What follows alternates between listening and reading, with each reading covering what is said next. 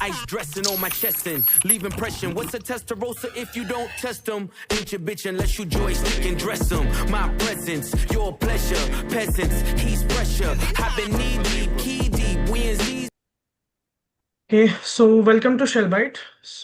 आज का जो हमारा पॉडकास्ट है वो काफ़ी स्पेशल है, क्योंकि आज हमारे साथ जो गेस्ट हमें जो ज्वाइन कर रहे हैं वो साइबर सिक्योरिटी की फील्ड में बहुत ही ज़्यादा एक्सपीरियंस्ड हैं, साथ ही साथ हाईली सर्टिफाइड है। प्लस हमारे लिए काफ़ी स्पेशल है क्योंकि वो हमारे टीचर रह चुके हैं। So please welcome mister Vishal Jain. Welcome to Shell Hello Byte sir. guys, and thank you so much for having me here. Welcome, sir. How are you feeling? Yeah, I'm feeling good. I'm feeling blessed that I trained you guys, and now I'm here, I'm a guest here. So yeah, I'm feeling good. It's a pleasure to have you, sir, on our podcast. Thank you so So, much. sir, today's podcast is on the cyber security. Basically, हम लोगों को बताएंगे cyber security में myths क्या क्या हैं, journey कैसे हम स्टार्ट कर सकते हैं एंड ऑल। सो स्टार्ट करते हैं सर। तो सबसे पहला क्वेश्चन आपके आपसे रिगार्डिंग है कि जब आपने साइबर सिक्योरिटी स्टार्ट किया था तब कितना क्रेज था इस कैरियर का वर्सेस आज कितना क्रेज है इसका इंडिया में, और आपको कोई Yes, डिफिकल्टी फेस करना पड़ा था या नहीं करना पड़ा था जब आपने ये फील्ड चूज किया था? yes. So see, honestly, अगर मैं आपको बताऊं कि जब मैंने साइबर सिक्योरिटी फील्ड अपने कॉलेज टाइम पर चूज किया था, तो उस समय इसका बिल्कुल भी क्रेज नहीं था। मतलब अगर मैं बताऊं कि 120 स्टूडेंट्स अगर एक बैच में हैं, तो साइबर सिक्योरिटी के सिर्फ इकलौता मैं ही स्टूडेंट था जिसका इंटरेस्ट था साइबर सिक्योरिटी डोमेन के अंदर। तो एक चीज ये रहती है हमेशा कि एक ऐसा डोमेन था जो मैंने अपने लिए पर्सनली इसलिए चूज किया था बिकॉज प्रोग्रामिंग में मुझे नहीं जाना था, जहाँ पर पूरी भीड़ जा रही थी उस तरफ मुझे नहीं जाना था। तो एक वो रीजन था कि मैंने चूज किया था। अदरवाइज मैक्सिमम उस समय जो ट्रेडिशनल फील्ड थे जैसे कि software development, networking, government jobs के लिए लोग अप्लाई कर रहे थे, तो वो एक बहुत बड़ा लोगों के लिए अटैच लाइक कहीं ना कहीं उसकी तरफ लोग जा रहे थे बहुत ज्यादा, और वही मुझे नहीं करना था। दूसरी चीज, साइबर सिक्योरिटी का उतना अवेयरनेस नहीं था। वो सबसे इम्पोर्टेंट मतलब एक रोल प्ले करा कि जहाँ पर एक ऐसा फील्ड जिसकी अवेयरनेस नहीं थी, तो इस वजह से भी लोग साइबर सिक्योरिटी को नहीं जानते थे। एथिकल हैकिंग जैसे डोमेन्स को लोग समझते ही नहीं थे कि इसमें किस तरीके से करियर बनाया जा सकता है। लेकिन आज का जो सिनेरियो है वो कम्प्लीटली चेंज हो चुका है। उसका रीजन ये है कि लोगों को मतलब सोशल मीडिया प्लेटफॉर्म्स के थ्रू बहुत ज़्यादा अवेयरनेस आज के टाइम पर दी जाती है साइबर सिक्योरिटी से रिलेटेड। लोगों को अब पता चल रहा है कि साइबर सिक्योरिटी एक करियर ऑप्शन हो सकता है उनके लिए। सिर्फ एक नेसेसिटी नहीं है, मतलब हर किसी के लिए ये एक करियर ऑप्शन बन सकता है। आपको अपने आप को प्रोटेक्ट करने के लिए भी ये हेल्प करेगा, प्लस आप साइबर अटैक, फ्रॉड्स वगैरह से किस तरीके से बच सकते हैं। साथ में बहुत सारे ऑर्गेनाइजेशंस, मतलब हर एक organisation nowadays they are hiring cyber security professionals. उनको चाहिए कि इस तरीके के लोग हों जो उनके डेटा को प्रोटेक्ट कर पाए, उनके सर्वर्स को प्रोटेक्ट कर पाए। तो उस समय क्रेज नहीं था, अवेयरनेस नहीं थी, बट आज के टाइम पर कहीं ना कहीं अवेयरनेस साइबर अटैक्स की तरफ से बढ़ी है। So that is the most important point here. And India में अगर मैं बात करूं तो like millions of cyber crimes daily या हर ईयर रिपोर्ट किए जाते हैं, एंड ऑर्गेनाइजेशंस, कंपनीज, हर किसी को टारगेट किया जाता है। तो सबसे इंटरेस्टिंग चीज यही है कि इसकी डिमांड अब बढ़ती जा रही है because of cyber attacks. And India के अंदर ही अगर मैं बात करूं तो सिर्फ लाइक 2-3 लाख लोग ही होंगे, प्रोफेशनल्स ही होंगे, लेकिन डिमांड 10 लाख की है। तो इस वजह से आज के टाइम पर क्लियरली है कि यहाँ पर लोगों की शॉर्टेज है साइबर सिक्योरिटी डोमेन के अंदर, एंड लोगों को मूव करना चाहिए। इसी वजह से आजकल लोगों को इंटरेस्ट आ रहा है। एंड मैंने बहुत सारे स्टूडेंट्स ट्रेन किए हैं आज के डेट में, तो मुझे पता है कि लोग अब वो लाइक प्रोग्रामिंग की तरफ नहीं जा रहे हैं बल्कि साइबर सिक्योरिटी की तरफ मूव कर रहे हैं। आज के डेट में कॉलेजेस में लगभग आप मान के चलो कि 30 to 40% placements cyber security and artificial intelligence की हो रही है। तो ये कहीं ना कहीं एक कंपैरिजन है कि पहले अवेयरनेस कम थी तो क्रेज भी कम था, आज के टाइम में इसकी डिमांड बढ़ गई है तो सैलरी भी बढ़ी है, साथ साथ इसका क्रेज भी इंक्रीज हो रहा सो नेक्स्ट क्वेश्चन सर मेरा है, सर जब आपने साइबर सिक्योरिटी स्टार्ट की थी तो उस टाइम पर आपने अपना रोड मैप मतलब कैसे क्रिएट किया था कंटिन्यू करने के लिए? इस फील्ड में? यस, सो देखिए, जो मैंने अर्ली स्टेज पे जो चीज़ समझ ली थी कि कंसिस्टेंसी एक बहुत इंपॉर्टेंट रोल प्ले करेगा। आपको स्पीड मैटर नहीं करता कि आप कितना जल्दी सिलेबस कंप्लीट करते हो। आपकी कंसिस्टेंसी मैटर करती है कि फॉर एग्जांपल आप थोड़ा थोड़ा डेली कुछ नया चीज़ें सीख रहे हो, प्रैक्टिस कर रहे हो। That is what makes your skills better. सबसे इंपॉर्टेंट चीज़ होती है कंसिस्टेंसी। सेकेंड थिंग इज, अगर मैं रोड मैप की बात करूं तो मैंने बेसिक्स को पहले स्ट्रॉन्ग करना प्रेफर किया। मैंने ट्राई किया कि मैं कुछ बेसिक कॉन्सेप्ट्स को पहले लर्न करूं, जैसे कि नेटवर्किंग ऑपरेटिंग सिस्टम, या फिर Linux operating system, Windows operating system, और कुछ बेसिक प्रोग्रामिंग स्क्रिप्टिंग कॉन्सेप्ट्स को अगर आप लाइक पहले कवर कर लोगे तो उसके बाद आप साइबर सिक्योरिटी फील्ड में और इजीली मूव कर पाओगे। सो रोड मैप में मैं आप सभी को यही सजेस्ट करूंगा जो मैंने फॉलो किया था रोड मैप, कि सबसे पहले मैंने अपने बेसिक स्ट्रॉन्ग किए। मैंने CCNA कोर्स किया था नेटवर्किंग के लिए, बहुत हेल्प किया उसने मेरे को। मतलब नेटवर्किंग का बेसिक टू एडवांस सारे कॉन्सेप्ट्स आपको सीखना बहुत ही ज़्यादा ज़रूरी है। एंड उसके बाद आप लिनक्स ऑपरेटिंग सिस्टम पे वर्क करिए, Kali Linux, red hat operating system, Ubuntu, अलग अलग ओएसएस को आप लाइक एक्सप्लोर करिए। एंड उसके बाद फिर आप कहीं ना कहीं साइबर सिक्योरिटी के लिए अपना फर्स्ट स्टेप ले सकते हैं, जो कि लाइक बेसिक अवेयरनेस से रिलेटेड हो सकता है, साइबर अटैक्स को समझना। और ये सारी चीज़ें आपको हेल्प कर सकती हैं एक अच्छा कैरियर बिल्ड करने में साइबर सिक्योरिटी के अंदर।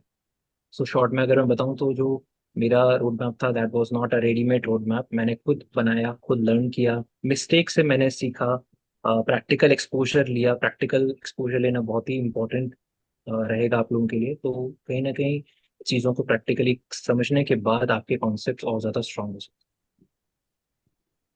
तो नेक्स्ट क्वेश्चन ये है कि आज के अगर हम स्टूडेंट्स को देखें तो अगर वो कोई लेटेस्ट या जो एमर्जिंग फील्ड होती है उसको चूज करते हैं, still they are unable to find the jobs, वो जल्दी डिमोटिवेट हो जाते हैं।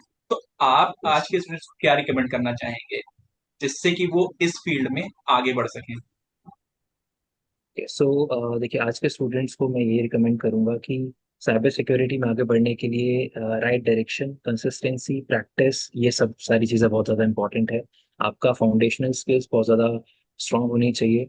आपके पास राइट डायरेक्शन होना चाहिए। सबसे पहले आप फोकस करिए कि आप बेसिक कॉन्सेप्ट्स को क्लियर करो, जैसे मैंने अभी आपको बताया था। उन कॉन्सेप्ट्स को क्लियर करने के बाद आप कहीं ना कहीं टूल्स पे जंप करो। ऐसा नहीं कि डायरेक्टली आप साइबर सिक्योरिटी के टूल्स पे स्टार्ट कर दो चीजें, वो डायरेक्शन सही नहीं है। सो बिना फाउंडेशन के आप लॉन्ग टर्म ग्रो नहीं कर सकते। तो फाउंडेशन स्किल्स कवर करने के बाद आप साइबर सिक्योरिटी के टर्म्स को क्लियर करिए। दूसरी चीज़ है कि इसमें हैंड्स ऑन प्रैक्टिस की बहुत ही ज़्यादा रिक्वायरमेंट है। साइबर सिक्योरिटी सिर्फ एक लाइक वीडियो देखने वाला फील्ड नहीं है कि आपने वीडियो दिया, देखा, नोट्स बनाया, नोट्स को पढ़ लिया और उससे आप चीज़ें याद कर लोगे। यहाँ पर आपको लैब सॉल्व करना पड़ेगा, आपको वल्नरेबिलिटीज आइडेंटिफाई करने के लिए चीज़ों को एक्सप्लोर करना पड़ेगा। या फिर अगर आप डिफेंसिव साइड में जाते हैं तो वहाँ पे भी आपको फायरवॉल्स, इन सब पे कॉन्फ़िगरेशन कैसे किया जाता है, स्प्लंक टूल या सॉक के अंदर अगर हम बात करें सिम टूल्स को कैसे यूज किया जाता है। तो साइबर सिक्योरिटी अपने आप में बहुत बड़ा फील्ड है। आप अपना डायरेक्शन चूज करो कि मुझे नेटवर्क सिक्योरिटी की तरफ जाना है, मुझे वेब एप्लीकेशन पेन टेस्टिंग की तरफ जाना है, साइबर सिक्योरिटी में मुझे लाइक मालवेयर एनालिसिस की तरफ जाना है। वो आपको अपना एक फील्ड डिसाइड करना है। डिजिटल फॉरेंसिक्स भी है। ये सारी चीजें आप एक बार डिफाइन कर लो, समझ लो पहले। उसके बाद फिर आप एक पाथ चूज करो, एक स्पेशलाइजेशन पाथ आप चूज करो, जिसके ऊपर फिर आपको अपना मैक्सिमम टाइम देना है। आपको डेली धीरे धीरे करके एक एक दो दो घंटे चीज़ों को एक्सप्लोर करना है, प्रैक्टिस करना। और महीने में आप ट्राई करिए कि आप लाइक बहुत मैक्सिमम चीज़ें आप अपनी कवर करें। कुछ चैलेंजेस में आप पार्टिसिपेट करिए, जैसे कि CTF चैलेंजेस होते हैं। वहां से आपको अपने स्किल्स को डेवलप करने में, और आपको अपने आप ही अपने अंदर एक महीने के अंदर डिफरेंस दिख जाएगा कि मैंने एक महीने पहले मेरे को ये सब चीज़ें नहीं आती थी, बट आज के टाइम पे मुझे ये सब चीज़ें आती। तो कहीं ना कहीं इन इन चीज़ों को फोकस करके आप डेफिनेटली साइबर सिक्योरिटी में आगे एक लॉन्ग टर्म करियर बना सकते हैं। That is what I have to say. Sir next question मेरा है, जब कोई भी स्टूडेंट इस फील्ड में एंटर करता है तो उस टाइम पे वो CEH की सर्टिफिकेशन करता है जो कि इसी काउंसिल के थ्रू होती है। So yes. आफ्टर CEH क्या रोड मैप होना चाहिए स्टूडेंट का कि वो और कौन से सर्टिफिकेशंस पे वो फोकस करे ताकि उसकी रिज्यूम अच्छे से बिल्ड हो सके? यस, सो देखिए, CEH सर्टिफाइड एथिकल हैकर एक अपने आप में बहुत ही अच्छा एडवांस सर्टिफिकेशन है। बट कुछ लोगों के अकॉर्डिंग वो एक थ्योरेटिकल सर्टिफिकेशन है। दो उसका एक प्रैक्टिकल एग्जाम भी होता है। उसको प्रैक्टिकल एग्जाम आप लगभग लगभग EJPT से कंपेयर कर सकते हो। लगभग 70 to 80% वो EJPT का कॉन्सेप्ट को कवर करता है। बट स्टिल CH को उतना कहीं कहीं वेटेज नहीं दिया जाता है। सो फॉर एग्जाम्पल, अगर आपने CH सर्टिफिकेशन कर लिया है या एटलीस्ट अगर आपने CS ट्रेनिंग ले लिया है, तो आपको उसके बाद क्या क्या चीजें करनी चाहिए वो मैं आपको बताता हूँ। क्योंकि बेसिक कॉन्सेप्ट्स आपके क्लियर हो गए होंगे CH करने के बाद। अब आपको एक स्पेशलाइजेशन पाथ चूज करना है, जो आपको हेल्प करेगा कि मुझे आगे किस पाथ को फॉलो करना है साइबर सिक्योरिटी के अंदर। फॉर एग्जाम्पल, अगर आप एथिकल हैकिंग या पेनिट्रेशन टेस्टिंग में जाना चाहते हो, so for that I would recommend कि आप OSCP सर्टिफिकेशन करिए, या उससे पहले आप ईलन सिक्योरिटी का certified professional penetration testing certification आप करिए, CPPT। जो ईलन सिक्योरिटी का सर्टिफिकेशन है, आप उसको पहले करिए। After that you can go for OSCP, या आप CRTA सर्टिफिकेशन कर सकते हो, CRTP कर सकते हो। इस तरीके की कुछ प्रोफेशनल सर्टिफिकेशंस हैं जो पेनिट्रेशन टेस्टिंग डोमेन में आपको हेल्प करेंगे। सो CH थोड़ा थ्योरेटिकल हो जाएगा, और बाद में आप जब ये लाइक प्रैक्टिकल सर्टिफिकेशंस करोगे, तो यहाँ पर आपकी जो रियल मशीन्स को हैक करने की स्किल्स है वो डेवलप होगी।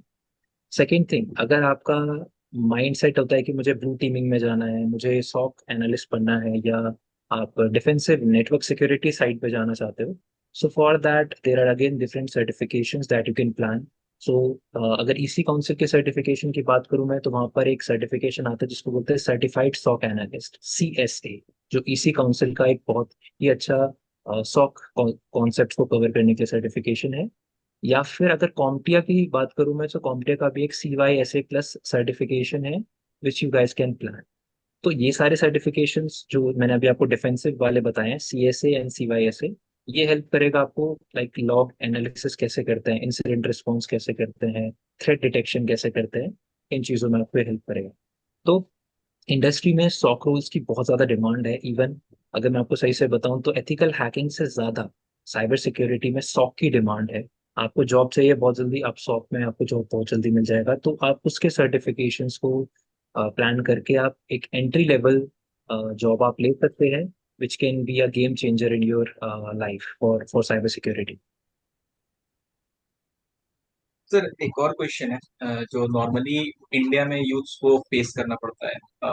जैसे कि अगर कोई यूथ है तो वो ये सारे सर्टिफिकेशन करने के बाद भी उसको जॉब के रिलेटेड इशू होते हैं, क्योंकि कंपनीज को चाहिए कि एटलीस्ट 1 से 2 साल का एक्सपीरियंस, अगर वो उनको साइबर सिक्योरिटी फील्ड में जाना है। तो आप फ्रेशर्स में, इंडिया में फ्रेशर्स को क्या गाइड करना चाहेंगे, क्या कि वो जॉब अप्लाई कर सकें, उसे कुछ टिप्स बेसिकली। या सो देखिए, बिल्कुल सही बात है। अगर इंडिया में मैं बात करूँ, फ्रेशर्स को साइबर सिक्योरिटी में जॉब लेने में बहुत ही ज़्यादा चैलेंजेस फेस करने पड़ते हैं, और उनको जॉब इतना इजीली नहीं मिलता है। क्योंकि इसका मतलब ये नहीं कि जॉब कम है, जॉब तो है, बट हो सकता है आपकी अप्रोच सही नहीं है, हो सकता है कि आपके पास वो रिक्वायर्ड स्किल्स नहीं है। तो इंडिया में जॉब्स की कमी नहीं है। अगर आप लाइक लिंक्डइन या किसी भी लाइक जॉब प्रोवाइडिंग प्लेटफॉर्म को अगर आप एक्सप्लोर करोगे, उसमें साइबर सिक्योरिटी की जॉब्स बहुत हैं। कहीं ना कहीं ऑर्गेनाइजेशंस के दिमाग में एक मिसकंसेप्शन होता है कि उनको एक्सपीरियंस्ड बंदे चाहिए। अगर मैं ऑर्गेनाइजेशंस की तरफ से बोलूं, तो वो सही भी कर रहे हैं कि उनको एक्सपीरियंस बंदे चाहिए, क्योंकि ये एक बहुत सेंसिटिव डोमेन होता है। लेकिन अगर मैं स्टूडेंट्स की तरफ से बात करूं, तो कहीं ना कहीं मैं उनको यही बोलूंगा कि आप डीमोटिवेट मत होइए अगर कोई ऑर्गेनाइजेशन आपको इंटरव्यू में सिलेक्ट नहीं करता है या कॉल नहीं कर रहा है। आप अपना मोटिवेशन बना के रखिए। बाय द टाइम जब तक आप जॉब सर्च कर रहे हैं, आप बग बाउंटी करिए, आप लाइक कुछ वेबसाइट्स पर, कुछ सर्वर्स पर आप टेस्ट करिए। आपके फ्रेंड्स जिन प्रोजेक्ट्स पे काम कर रहे हैं, for example if your friend is already working in this domain, then आप उस फ्रेंड से डिस्कस करिए कि वो क्या क्या चीजें सीख रहा है, then you can also learn those things from him. अगर आपका फ्रेंड किसी प्रोजेक्ट पे वर्क कर रहा है, देन आप उसका हेल्प कर सकते हो उस प्रोजेक्ट में। If that is not a sensitive project, आप उसकी हेल्प ले सकते हो वहाँ पे।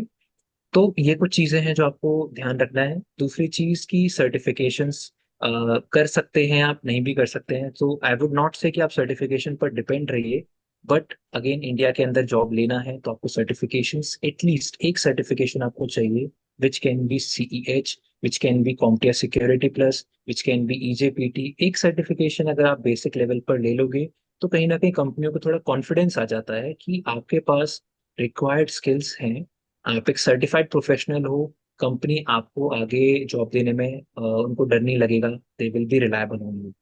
तो कहीं ना कहीं सर्टिफिकेशंस की डिपेंडेंट ऑर्गेनाइजेशंस, इंडिया की बात करूँ तो यस रिक्वायरमेंट है। बट अगर लेट्स से आपके पास सर्टिफिकेशन नहीं है या फिर आप नहीं प्लान कर रहे हो, तो फिर आप ऐसे प्रैक्टिकल स्किल्स पे फोकस करिए। आप जो daily try hack me, hack the box, vuln hub या और भी बहुत सारे प्लेटफॉर्म्स हैं लाइक साइबर पॉन लैब्स, इन लैब्स पर, इन लाइक वेबसाइट्स पर आप अपने अकाउंट बनाकर रेगुलरली चीज़ों को एक्सप्लोर करिए, और जो भी लैब सॉल्व आप करते हैं उसका रिपोर्ट बनाइए and try to upload that report as a write up on Medium, LinkedIn, on any other different platform. उससे क्या होगा कि लोगों को पता चलेगा that you are already working in this domain. Same चीजों को आप लिंक्डइन पर पोस्ट करिए, that will again make a difference कि रिक्रूटर्स को दिखेगा कि आप कहीं ना कहीं हैंड्स ऑन पे वर्क कर रहे हो, आप चीजों को शोकेस कर पा रहे हो। एक बहुत इंपॉर्टेंट पॉइंट मैं यहाँ पे बोलना चाहता हूँ कि लोगों को, जो मैंने भी फेस किया था इनिशियल टाइम पे, कि सेम सिनेरियो जो आप बता रहे हो कि मैंने भी जॉब लेने में फेस किया था, तो उसमें एक पर्सन ने मुझे बोला था कि आपके अंदर स्किल्स हैं, आपसे कोई बात करेगा वो आपसे पता चल जाएगा कि आपके अंदर स्किल्स हैं, बट वो स्किल्स आप दिखा नहीं रहे हो लोगों को, आप उन स्किल्स को शोकेस नहीं कर रहे हो, आपका पोर्टफोलियो बहुत वीक है जिसकी वजह से आपको लोग हायर नहीं करते हैं। तो एक बहुत इंपॉर्टेंट पॉइंट है कि आप अपना ठीक है, रिज्यूमे में आपने पूरी दुनिया लिख दी है कि मैं ये सब आता है, मेरे को ये सारी चीजें जानता हूँ मैं, बट स्टिल जब तक आप लिंक्डइन पर रेगुलरली कंसिस्टेंटली अगर आप कुछ चीजें पोस्ट नहीं करते हो, तो रिक्रूटर्स को लगता है कि आप तो इतने एक्टिव नहीं हो इन चीजों में, और इसी वजह से जॉब लेने में थोड़ा प्रॉब्लम आता है। एंड लास्ट पॉइंट कि इंटर्नशिप अगर आप कर रहे हैं तो try to work on some internship, चाहे वो अनपेड हो, चाहे कुछ भी नहीं मिल रहा है आपको उसके बदले, try to work on those internships, क्योंकि वहां पर आपको एक्सपीरियंस काउंट होगा, चीजें मिलेंगी सीखने के लिए आपको। एंड यही छोटी छोटी चीजें कहीं ना कहीं आपको एक अच्छी जॉब लेने में हेल्प करेगी। तो एक लास्ट पॉइंट जो मैं बोलना चाहूंगा दैट इज कि ठीक है, यहाँ पर जॉब मिलने में आपको दिक्कत आ रही है, बट जब आपको जॉब मिलेगा then it will be a reliable job. आपको टफ हो रहा है अभी स्टार्टिंग में जॉब फाइंड करने में, but once you enter in this domain then growth बहुत फास्ट है। एक बार बस आपको एंटर करना है, चाहे आप सॉफ्ट में करो, एथिकल हैकिंग में करो, ग्रोथ बहुत फास्ट है इस फील्ड में, सैलरी वाइज भी एंड आपके स्किल्स वाइज भी। तो वो सब चीजें आपको यहाँ पे सीखने के लिए मिलेंगी। नेक्स्ट क्वेश्चन एक और है, जो जनरली इंडिया से रिलेटेड है, इंडियन पब्लिक से। ओके। इसमें क्या है कि इंडिया में बहुत लोगों को लगता है, ऐसा वो सोचते हैं कि बेसिक नॉलेज भी अगर हमारी है टेक को लेके तो वो सेफ है, बट रियलिटी इससे बहुत अलग है। जैसे कि बहुत लोग मैंने ये कहते हुए सुना है कि मैंने कभी अपना ओटीपी शेयर ही नहीं किया, फिर भी मेरा पैसा कैसे गायब हो सकता है या चोरी हो सकता है, या फिर सिर्फ मिस कॉल से फोन कैसे हैक हो सकता है। तब उनको क्या सजेशन देना चाहेंगे? यस। देखिए, ये इंडिया के अंदर एक बहुत ही कॉमन मिथ है कि अगर आप अपना ओटीपी शेयर नहीं करते हैं तो मेरा मेरा मतलब मैं सेफ हूँ, मैं ओटीपी शेयर नहीं कर रहा हूँ। ऐसा नहीं होता है। देखिए, रियलिटी बहुत ही डिफरेंट है। एंड जितने भी आजकल के जो साइबर क्रिमिनल्स हैं वो बहुत ही एडवांस्ड हैं, और वो बेसिक टेक्निक्स यूज नहीं करते हैं कि आपके ओटीपी को किसी तरीके से स्टील करने का ट्राई करेंगे। वो बिना ओटीपी के भी आपके साथ बहुत बड़े फ्रॉड्स कर सकते हैं, सिर्फ ओटीपी तक ही सारी चीजें लिमिटेड नहीं है। फॉर एग्जाम्पल, जैसे आपके पास एक बैंक का फिशिंग लिंक आया, एंड लिंक आपको जो भेजा गया है वो आपके ईमेल पर भेजा गया है। फॉर एग्जांपल, आपने उस पर क्लिक किया।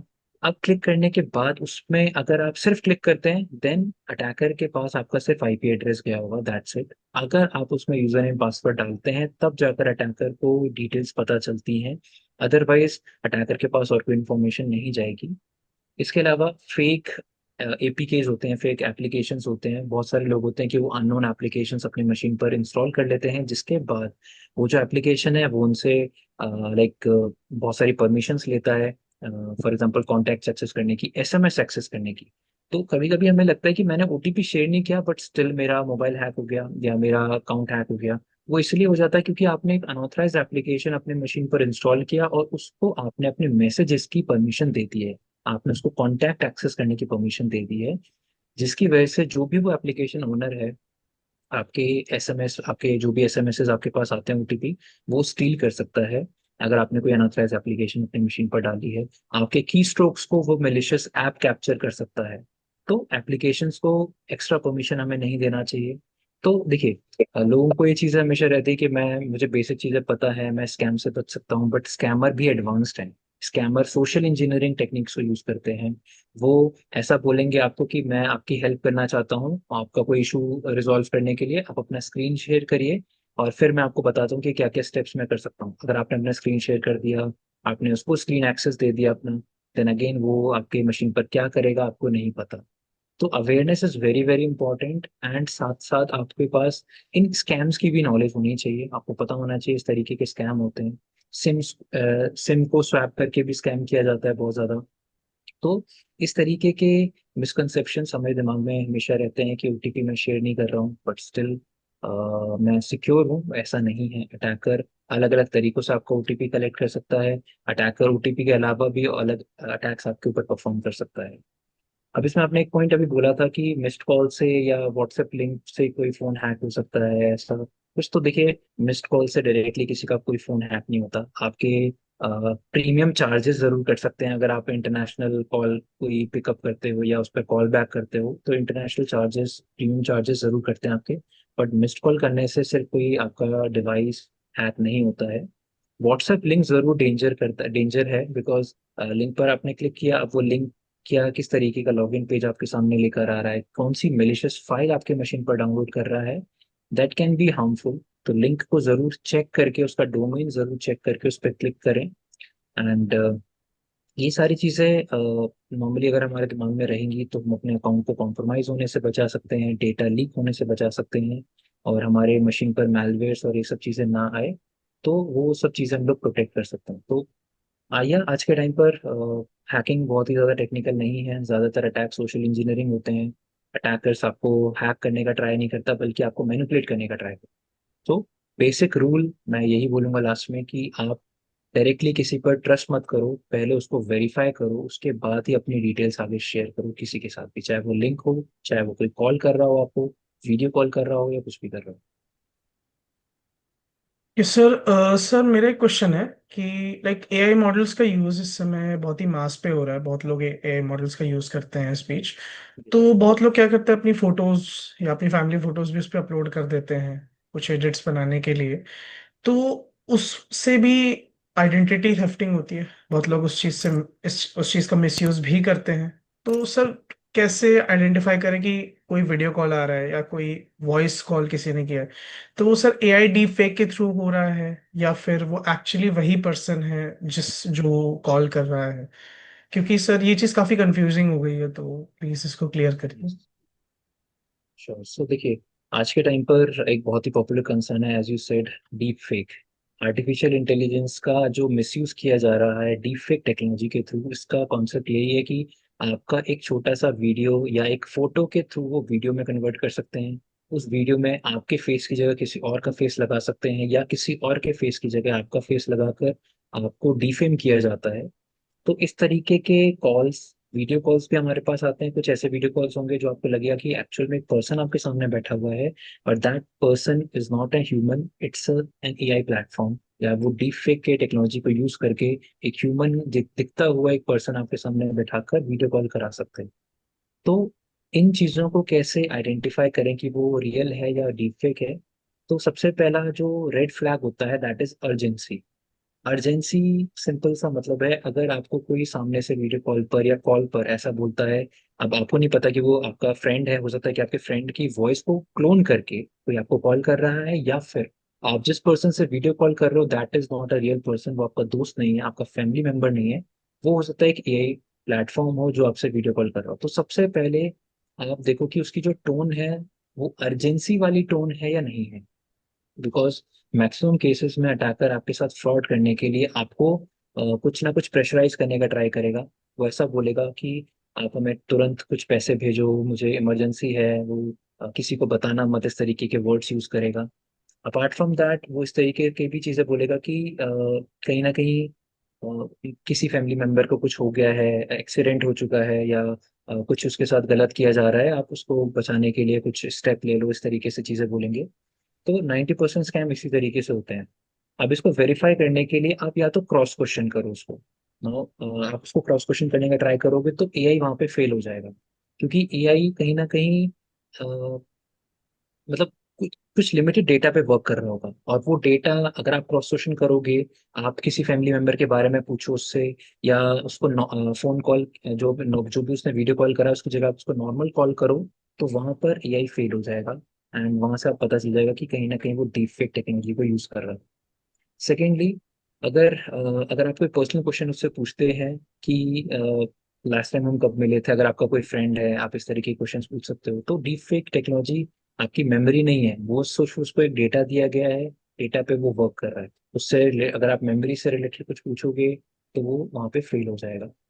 तीसरी चीज कि आप वीडियो में या वॉइस में आप कुछ अननेचुरल चीजें ऑब्जर्व करो, जैसे कि वीडियो चल रहा है उस पे लिप प्रॉपरली सिंक हो रहा है जो वर्ड बोल रहा है उससे, या नहीं हो रहा है।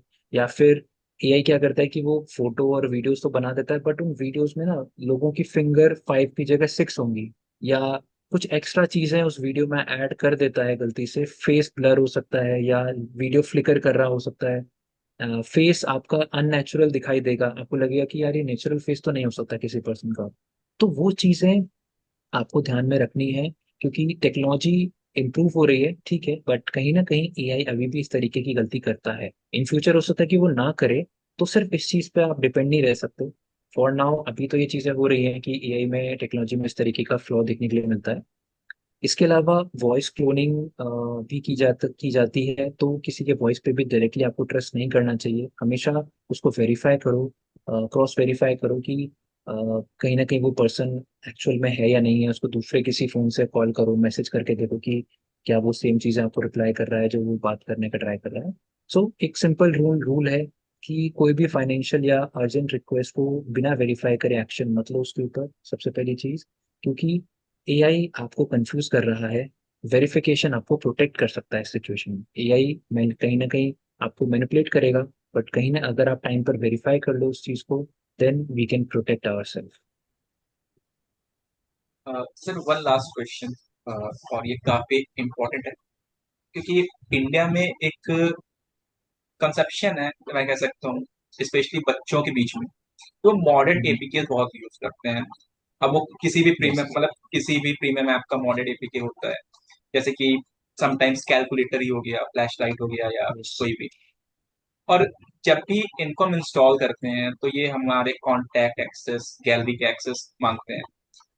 तो मुझे ये जानना है कि इससे क्या क्या प्रॉब्लम्स क्रिएट हो सकती हैं, और दूसरी चीज कि इससे लोन ऐप हैरासमेंट कैसे हो सकता है इन सब चीजों से। ओके, ठीक है। सो लोन ऐप हैरेसमेंट पे मैं आऊंगा, बट उससे पहले जो आपने बताया, yes, it's a very dangerous topic कि लोगों को पता नहीं होता। वो ऐप्स तो इंस्टॉल कर लेते हैं, कोई भी आप ऐप अपने मशीन पर इंस्टॉल कर लेते हो। फॉर एग्जांपल मॉडर्न एप्लीकेशंस में गेम के बहुत सारे लोग एप्लीकेशंस डाल लेते हैं बिना चेक करे कि वो कहाँ से डाउनलोड कर रहा है। उनने प्ले स्टोर की बजाय वो ऑनलाइन लाइक क्रोम से या किसी और ब्राउजर से उन एप्लीकेशंस को डाउनलोड कर लेते हैं। एंड डाउनलोड करने के बाद वो ऐप्स आपसे अननेसेसरी परमिशंस मांगता है। वो अननेसेसरी परमिशंस हो सकती है लाइक ऐसे कि कॉन्टैक्ट्स को एक्सेस करने की, कैमरा एक्सेस करने की, गैलरी एक्सेस करने की, माइक्रोफोन एक्सेस करने की। तो ये 4 चीजों की परमिशन लेकर कोई भी ऐप आपके बारे या आपके ऊपर मॉनिटरिंग कर सकता है, सर्वेलेंस कर सकता है आपके ऊपर। समझ लो कि आपने अपने मशीन पर एप्लीकेशन नहीं बल्कि एक स्पाईवेयर डाल दिया है, जिससे आप उस कंपनी को अपना data time to time share कर रहे हो। वो आपके स्क्रीन का स्क्रीनशॉट ले सकता है, कैमरा एक्सेस करके बहुत सारी चीजें कर सकता है। तो लॉजिक, लाइक सिंपल सा लॉजिक उसका यही है कि आप कोई भी अनऑथराइज एप्लीकेशन अपने मशीन पर नहीं डालिए। और फॉर एग्जांपल कुछ ऐसी ऑथराइज एप्लीकेशंस भी होती हैं जो आपने अपने मशीन पर डाली हुई होती हैं। जैसे फॉर एग्जांपल अगर आप एक अलग से कोई, let's take an example of calculator. For example अगर आपने अपने मशीन पर कैलकुलेटर डाला, कैलकुलेटर को कैमरा एक्सेस करने की कोई नीड नहीं है। अगर वो कैमरा की परमिशन मांग रहा है, limit that permission. On the spot आप उसको परमिशन मत दो। वो गैलरी एक्सेस करने की परमिशन मांग रहा है, अगेन उसको कोई नीड नहीं है गैलरी की। माइक्रोफोन एक्सेस करने की परमिशन मांग रहा है, उसको कोई नीड नहीं है माइक्रोफोन एक्सेस करने की। तो 90% चांसेस आप यहीं पे खत्म कर दोगे कि आपका जो ऐप है वो ऐसी गलत परमिशंस आपसे क्यों मांग रहा है जो उसे नहीं चाहिए। ठीक है, तो आप सबसे पहले परमिशंस को लिमिट करिए। नाउ सेकंड चीज, जो आपने बताया था लोन ऐप हैरेसमेंट वाला, वो पार्ट पार्ट इम्पॉर्टेंट है। एंड मैंने बहुत ज़्यादा भी कुछ टाइम पहले भी कुछ इंसिडेंट्स देखे थे जहाँ पर फॉर एग्जांपल आपने किसी लाइक डेंजरस एप्लीकेशन, कोई मिलिशियस एप्लीकेशन लोन के लिए आपने अपनी मशीन पर डाल दिया, आपने उससे लोन भी अप्रूव करा दिया। या हो सकता है कि वो एक जेन्युइन एप्लीकेशन भी हो किसी बैंक का जिससे आप लोन लेना चाह रहे हो, वो लोन एप्लीकेशन आप अपने मशीन पर डालोगे तो वो 100% आपके कॉन्टैक्ट्स, गैलरी और कैमरा वगैरह का एक्सेस लेता है। एंड उसका रीजन क्या है मैं सिंपल से आपको बताता हूँ। बिकॉज जब आप लोन रीपेमेंट की बारी आती है और आप उसमें डिले करते हैं, देन वो उन चीजों को यूज करके आपके कॉन्टैक्ट्स में जो लोग होते हैं उनको कॉल करके आपके बारे में वो गलत गलत चीजें बताते हैं उनको। बेसिकली आपको मेंटली हैरास किया जाता है वहां पे, कि आपके कॉन्टैक्ट्स में आपके पेरेंट्स को कॉल करके, आपके फ्रेंड्स को कॉल करके ये बोला जाएगा कि ये बंदा मेरे पैसे नहीं दे रहा है, is not repaying my loan amount on time. इस तरीके के कॉल्स आपके पेरेंट्स या फैमिली मेंबर्स में वल्गर तरीके से वो भेजे जाएंगे। इसके अलावा फोटोज को एंड जो गैलरी एक्सेस करने का परमिशन है, वो फोटोज एंड वीडियोस को एडिट करके आपको हैरेस करने का ट्राई करते हैं आपके सोशल मीडिया पर, आपके फ्रेंड्स को वो चीज़ें भेज कर आपको हैरेस करने का ट्राई करते हैं, ताकि कहीं ना कहीं आप उनकी बात मानकर उनका जो लोन अमाउंट है वो रीपे कर दो टाइम पर। कभी कभी वो टाइम से पहले करने के लिए आपको बोलेंगे, ब्लैकमेल करके। तो कहीं ना कहीं ब्लैकमेलिंग एंड पब्लिक शेमिंग की वजह से आप फिर जल्दी अपना लोन रीपे कर देते हो। तो यहाँ पर सबसे इम्पोर्टेंट चीज यही आ जाती है कि लाइक लोन की प्रॉब्लम नहीं है, प्रॉब्लम ये है कि आपने अपना डेटा एक्सेस दिया है उसको, उस एप्लीकेशन को। आप लोन ले रहे हो, that's not a problem, loan लीजिए, बट आप ऐसे एप्लीकेशन से लीजिए जो ट्रस्टेड हो। आप ट्रस्टेड एप्लीकेशंस के अलावा उनकी परमिशन जरूर चेक करिए, बिकॉज वो जो आप डेटा एक्सेस की परमिशन दे रहे हो वो हार्मफुल हो सकती है आपके लिए और आपके फ्यूचर के लिए। इसके अलावा इससे बचने के लिए आप ट्रस्टेड एप्लीकेशंस इंस्टॉल करिए। आप उनके रिव्यूज चेक करिए गूगल स्टोर पे या किसी ऑनलाइन वेबसाइट पर। और अगर आपका एप्लीकेशन अननेसेसरी परमिशंस मांग रहा है, then deny it on the same spot. उसको बिल्कुल भी परमिशन मत दीजिए। स्पेशली फॉर लोन आप आरबीआई अप्रूव्ड एप्लीकेशंस को भी यूज कर सकते हो जो आरबीआई आपको प्रोवाइड कर रहा है। इसके अलावा एक कॉमन गाइडलाइन, जितने भी एप्स आपके मशीन पर पड़े हुए हैं उन हर एक ऐप की आप permissions time to time check करते रहा करो। और अगर ऐसा दिखता है कि कोई एप्लीकेशन जो मैंने इंस्टॉल किया था वो अननेसेसरी परमिशन मांग रहा है, या फिर वो परमिशन उसके लिए जरूरी है बट ऑन द स्पॉट आपको नीड नहीं है उस चीज की, देन आप वो परमिशन हटा दो। तो उससे क्या होगा कि परमिशंस अगर आप रेगुलरली चेक कर रहे हैं तो आप कहीं ना कहीं सिक्योर रहेंगे यहाँ पे। एंड या सो आज के टाइम पर फ्री एप्स बेसिकली कोई कॉन्सेप्ट नहीं होता है, कहीं ना कहीं किसी का ऑब्जेक्टिव होता है आपका डेटा स्टोर करना या डेटा चुराना। तो उन चीज़ों से आपको अपने आप को बचाना पड़ेगा, एंड इस अवेयरनेस ही आपको उन चीज़ों से बचा सकता है। So that is the my that is my conclusion over here. इस क्वेश्चन के बाद मैं अपनी ऑडियंस को ये बताना चाहता हूँ, जो जो मैंने कंक्लूजन निकाला है कि nothing is free in this world. So yes. Exactly. जो भी आप एक्सेस कर रहे हो, जो भी आप परमिशन दे रहे हो, kindly strictly check that permission and then allow it. So thank you sir, हमारे most Thank you, welcome sir. For Thank having you. Me here. Thank you, sir, for giving us your precious time. Thank you so much for teaching us how to be aware. Thank you so much. Thank you so much, Harsh and Ankit, for having me here. And I hope you grow your channel, and then you can. I hope you like provide this video to multiple people so that they can also get to know about these type of frauds which are happening. Yes. Yeah. Definitely sir, Thank you so much, हमारा sir. Vision भी ये है कि usually aware करना चाहते हैं हमारी audiences को, स्पेशली इंडियन ऑडियंस को, जिनके माइंड बहुत सारे मिसकंसेप्शंस हैं साइबर सिक्योरिटी को लेके और स्पेशली टेक को लेके। सो यही विजन के साथ हम लोगों ने ये एक तरीके से मिशन कह सकते हैं स्टार्ट किया है। सो It's good. आप लोग की ब्लेसिंग्स के थ्रू, या बिल्कुल। Yes. Yes, my blessings are with you guys, and I hope your channel grows a lot. Thank you sir. Thank you, sir.